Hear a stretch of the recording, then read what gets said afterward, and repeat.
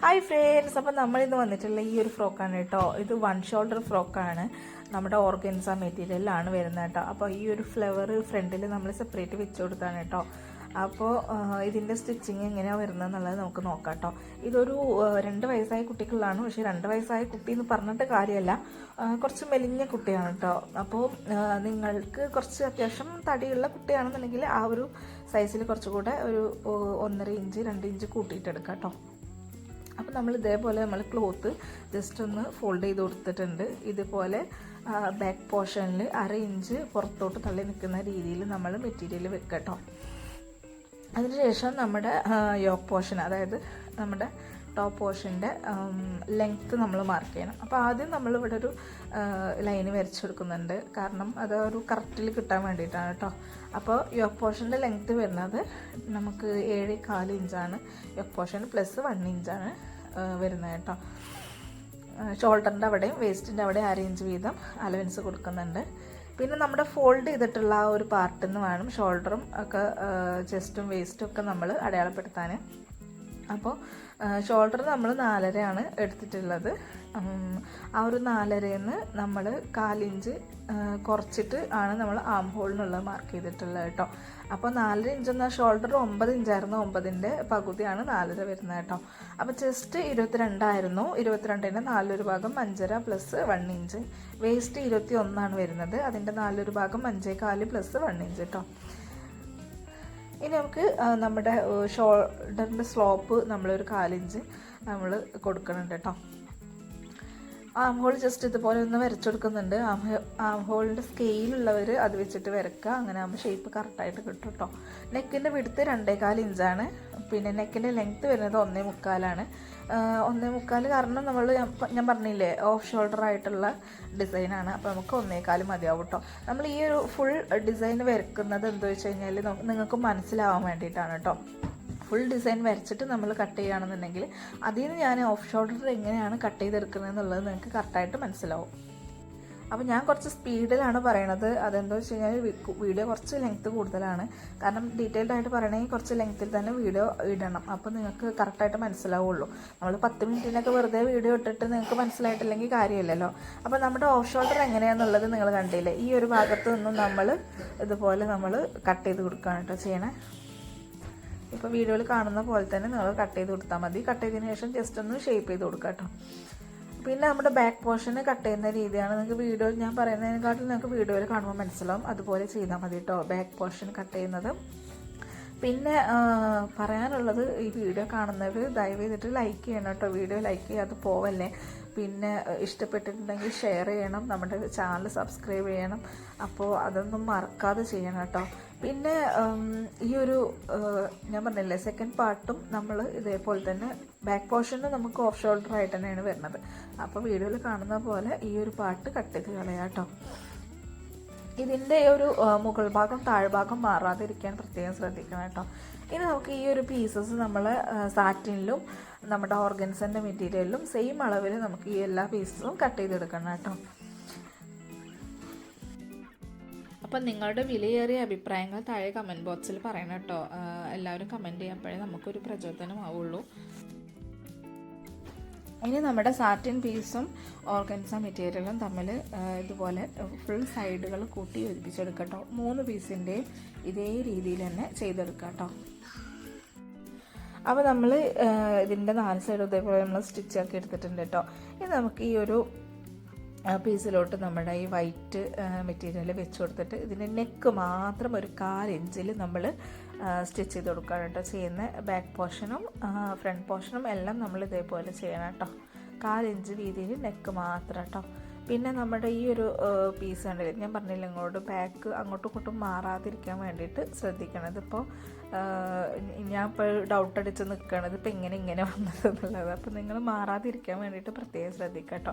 അപ്പോൾ ഈ ഒരു പോർഷനിൽ നമ്മൾ വൈറ്റ് വെച്ചിട്ട് ആ ഒരു ഭാഗത്ത് 1/4 ഇഞ്ചിൽ നമ്മൾ സ്റ്റിച്ചാക്കി കൊടുത്തിട്ട് ആ ഒരു വൈറ്റ് പീസിലോട്ട് നമ്മളിത് പതിച്ചടിക്കും കൂടെ ചെയ്യുന്നുണ്ട് കേട്ടോ. അപ്പോൾ ആ ഒരു പതിച്ചടി വരുന്നാൽ നമുക്ക് ഫ്രണ്ടിൽ സ്റ്റിച്ചിങ് കാണാത്ത രീതിയിൽ നമ്മുടെ ലൈനിങ് ഉള്ളോട്ട് നിന്നോളും. ആ ഒരു പതിച്ചടി മസ്റ്റാണ്.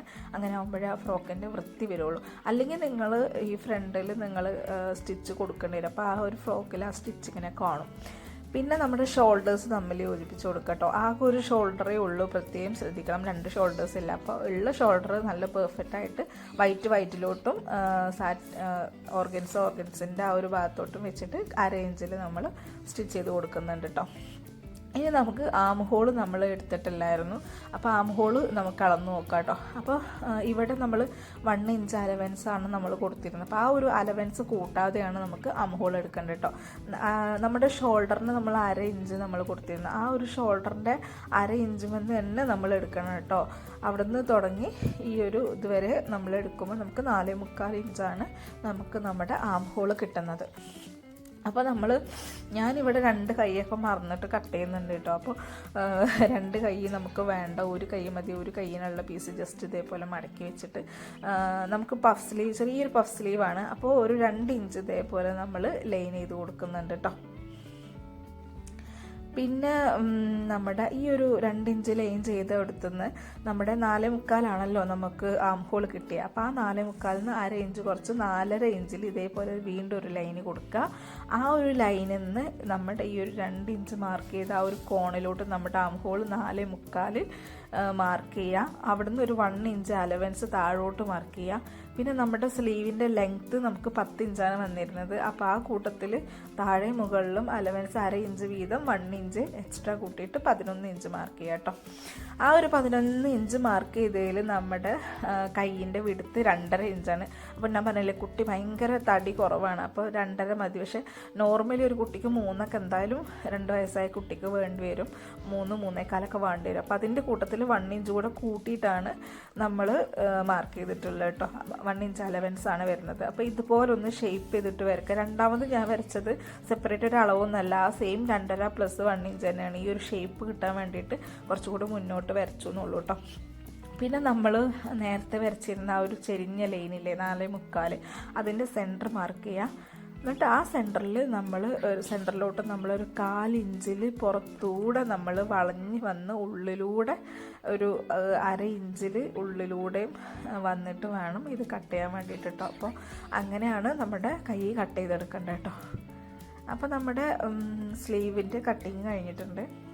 ഈ ഒരു സെയിം പീസ് നമ്മൾ ഓർഗൻസിൻ്റെ മെറ്റീരിയലിലും സാറ്റിൻ്റെ മെറ്റീരിയലും ഈ ഒരു സെയിം പീസ് നമ്മൾ കട്ട് ചെയ്തെടുക്കുകയാണ് കേട്ടോ.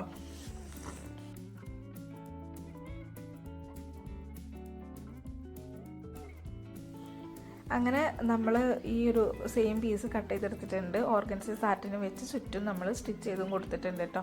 ഇനി നമുക്ക് വേണ്ടത് നമ്മുടെ ഈ ഓർഗൻസിൻ്റെ പാർട്ടിലോട്ട് നമ്മുടെ ഈ ഒരു ഓർഗൻസിൻ്റെ സ്ലീവ് നമ്മൾ ഇതേപോലെ വൈറ്റ് ലൈനിങ് സെപ്പറേറ്റും ഈ ഒരു ഓർഗൻസിൻ്റെ മെറ്റീരിയൽ സെപ്പറേറ്റും ആക്കി വെച്ചിട്ട് ഈ ഒരു ഓർഗൻസ മെറ്റീരിയലിലോട്ട് ഓർഗൻസിൻ്റെ സ്ലീവ് നമ്മൾ ഇതേപോലെ സെൻട്രലുകൾ തമ്മിൽ യോജിപ്പിച്ച് കൊടുക്കുന്നുണ്ട്, സൈഡുകൾ തമ്മിലും യോജിപ്പിച്ച് കൊടുക്കുന്നുണ്ട് കേട്ടോ.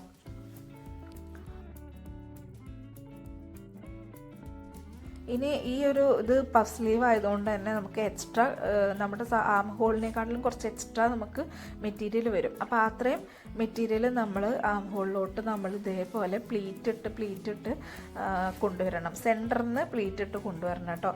അങ്ങനെ ആകുമ്പോഴേ ആ ഒരു പെർഫെക്റ്റ് കിട്ടുള്ളൂ. സെൻറ്ററിൽ മാത്രമാണ് നമുക്ക് പഫ് സ്ലീവിൻ്റെ ആ ഒരു ഞൊറിവ് വരുന്നത്. അപ്പോൾ നമുക്ക് 2 ഇഞ്ചിൽ ഏകദേശം 3 ചെറിയൊരു പ്ലീറ്റുകൾ കിട്ടുന്നുണ്ട് കേട്ടോ. അത്ര മതിയാവും. അതാണ് ഇതിലോട്ടുള്ളൊരു ഭംഗി. ഓവറായി കഴിഞ്ഞാൽ ഭംഗി ഉണ്ടാവില്ല.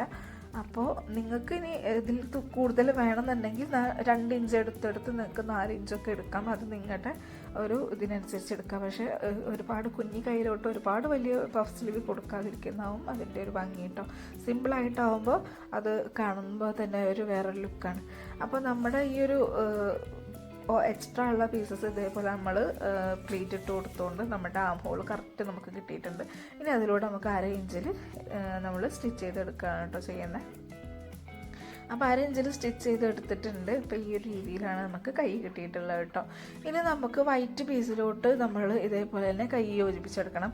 അപ്പോൾ ആ ഒരു നമ്മൾ ഉള്ളിലോട്ടുള്ള സ്ലീവ് നമ്മൾ പഫ് സ്ലീവ് അല്ല കൊടുക്കണം, സാധാ സ്ലീവ് തന്നെയാണ് കേട്ടോ കൊടുക്കണം. കാരണം അത് പുറത്തോട്ട് കാണില്ലല്ലോ.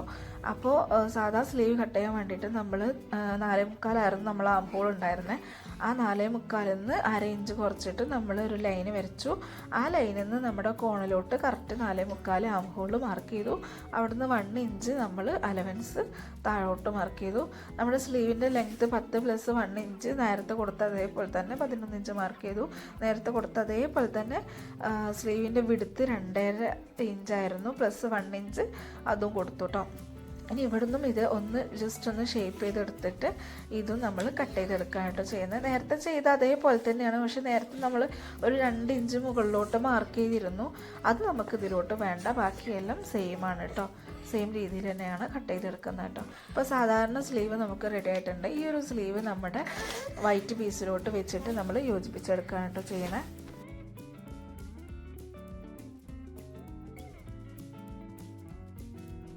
അപ്പോൾ അത് നമ്മൾ യോജിപ്പിച്ചെടുത്തു. ഇപ്പോൾ നമ്മുടെ ഈ ഒരു ഉൾഭാഗം ഇതുപോലെയാണ് വരുന്നത്. സ്റ്റിച്ചിങ് തുമ്പ് ഫുള്ള് ഉള്ളിലോട്ട് പോയിട്ടുണ്ട്. ഇത് ഇങ്ങനെയൊക്കെ നമ്മൾ ചെയ്യുന്ന ഈ സ്റ്റിച്ചിങ് പാർട്ടൊക്കെ നമുക്ക് ഉള്ളിലോട്ട് പോകാനാട്ടോ. കാരണം പുറത്തോട്ട് സ്റ്റിച്ചിങ് തുമ്പ് വന്നു കഴിഞ്ഞാൽ കുട്ടിക്ക് അത് ഇറിറ്റേഷൻ ഉണ്ടാവും എന്ന് കരുതിയിട്ടാണ് നമ്മൾ ഇതേപോലെയുള്ള ഒക്കെ ഫ്രോക്ക് നമ്മൾ സ്റ്റിച്ചാക്കുന്നത്. കുറച്ച് റിസ്ക് ആണെങ്കിലും നമ്മുടെ കുട്ടി ഒരുപാട് കാലം ഇതിട്ടും എന്നുള്ളതാണ് ഇതിൻ്റെ ഒരു മെയിനായിട്ടുള്ള ഹൈലൈറ്റ്. അപ്പോൾ കയ്യിൻ്റെ വിടുത്ത് നമ്മൾ ഇതേപോലെയാണ്, കുറച്ച് വളഞ്ഞ രീതിയിലാണ് നമ്മൾ കയ്യിൻ്റെ വിടുത്ത്. അതും നമ്മുടെ സ്റ്റിച്ചിങ് തുമ്പ് ഉള്ളിലോട്ട് പോകാൻ വേണ്ടിയിട്ടാണ് കേട്ടോ ആ ഒരു രീതിയിൽ നമ്മൾ സ്റ്റിച്ച് ചെയ്തെടുക്കണേ. ഇവിടെ നമ്മൾ ജസ്റ്റ് ഒന്ന് പതിച്ചടി കൊടുക്കുന്നുണ്ട് കേട്ടോ. വൈറ്റ് പീസിലോട്ട് ഒരു ചെറിയൊരു പതിച്ചടി കൊടുക്കുന്നുണ്ട്. ഇനി നമുക്ക് ഇതിൻ്റെ സൈഡുകൾ തമ്മിൽ യോജിപ്പിച്ച് കൊടുക്കണം. അതായത് നമ്മുടെ വേസ്റ്റിൻ്റെ അതായത് നമ്മുടെ സൈഡുകളുണ്ടല്ലോ, ആ സൈഡുകൾ തമ്മിൽ യോജിപ്പിച്ച് കൊടുക്കാനായിട്ട് ചെയ്യണം. അപ്പോൾ ഈ ഒരു വൈറ്റ് പീസിലോട്ടും നമ്മുടെ ഓർഗൻസിൻ്റെ പീസിലോട്ടും കറക്റ്റ് ആ സെൻറ്ററുകൾ കറക്റ്റ് വെച്ച് കൊടുത്തിട്ട് 1 ഇഞ്ചാണ് നമ്മൾ അലവൻസ് കൊടുത്തിരുന്നത്. ആ കറക്റ്റ് 1 ഇഞ്ചിൽ നമ്മൾ സ്റ്റിച്ച് ചെയ്ത് കൊടുക്കുക. ഇതുപോലെ നമ്മളത് ക്ലോസ് ചെയ്തും കൊടുക്കുക കേട്ടോ. വീഡിയോയിൽ നിങ്ങൾക്ക് കാണുമ്പോൾ മനസ്സിലാവുന്നുണ്ടാവും എന്ന് വിചാരിക്കുന്നു. വീഡിയോ കുറച്ച് സ്പീഡായതുകൊണ്ട് എനിക്ക് പറഞ്ഞതിൻ്റെ ഒപ്പം എത്താൻ പറ്റുന്നില്ല. ഇനി നമ്മുടെ മറ്റേ ഭാഗം നമ്മുടെ സ്ലീവ് ഉണ്ടല്ലേ, അപ്പോൾ സ്ലീവുള്ള ഭാഗം നമ്മൾ ഇതേപോലെയാണ് കേട്ടോ എടുക്കുന്നത്. പ്രത്യേകം ശ്രദ്ധിക്കണം. സ്ലീവിൻ്റെ അറ്റങ്ങൾ തമ്മിൽ വൈറ്റ് സെപ്പറേറ്റും നമ്മുടെ സാറ്റിന് സെപ്പറേറ്റും വെച്ചിട്ടാണ് നമ്മൾ 1 ഇഞ്ചിൽ ഇതേപോലെ തന്നെ 1 ഇഞ്ചിൽ നമ്മൾ സ്റ്റിച്ച് ചെയ്ത് കൊടുക്കുകയാണ്. ഇനി ഇത് നമ്മുടെ ഒരു സാറ്റിൻ്റെ ഇതിൻ്റെ ഉള്ളിലൂടെ നമ്മൾ കൈയിട്ടിട്ട് ആ ഒരു വൈറ്റ് പീസ് പുറത്തോട്ട് വലിച്ചെടുത്താൽ നമുക്ക് ഇത് കറക്റ്റായിട്ട് തന്നെ കിട്ടും കേട്ടോ. ഇത് സിബ് ഫിറ്റാക്കുന്നതിന് മുമ്പ് വേണം കേട്ടോ നമ്മുടെ സ്ലീവൊക്കെ ഫിറ്റാക്കാൻ വേണ്ടിയിട്ട്. അല്ല സിബ് ഫിറ്റായി കഴിഞ്ഞാൽ നമുക്ക് ഇതേപോലെ വലിച്ചെടുക്കാനൊന്നും പറ്റില്ല കേട്ടോ. അപ്പോൾ സിബ് നമ്മളെപ്പോഴും ലാസ്റ്റ് ഫിറ്റാക്കാൻ വേണ്ടിയിട്ട് ശ്രദ്ധിക്കണം കേട്ടോ.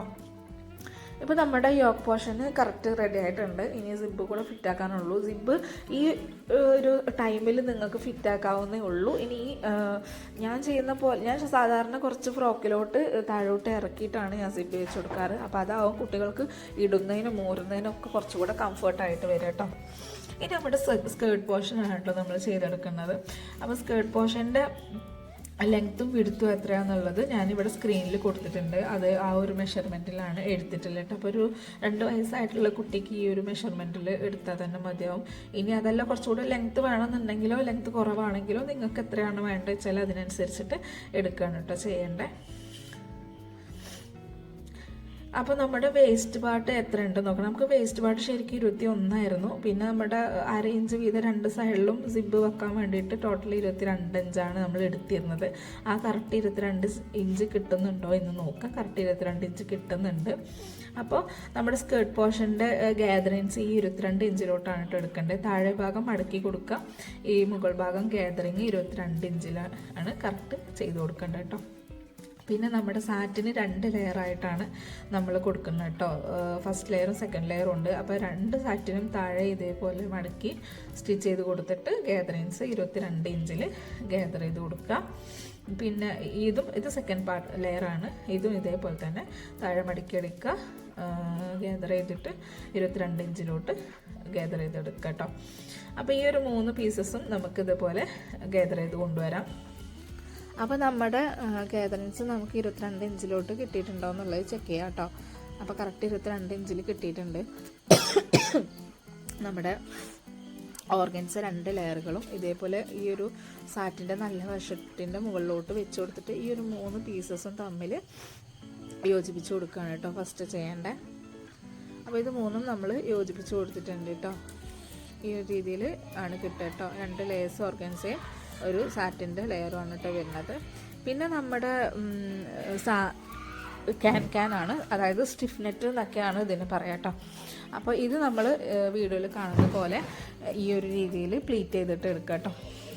അതിനുശേഷം നമ്മുടെ കോട്ടൻ്റെ മെറ്റീരിയൽ ഉണ്ടല്ലോ, അതിൻ്റെ താഴെ നമ്മൾ മടക്കി അടിക്കുന്നില്ല, കാരണം ഈ ഒരു രീതിയിൽ നമുക്ക് കിട്ടിയോണ്ടാണ്.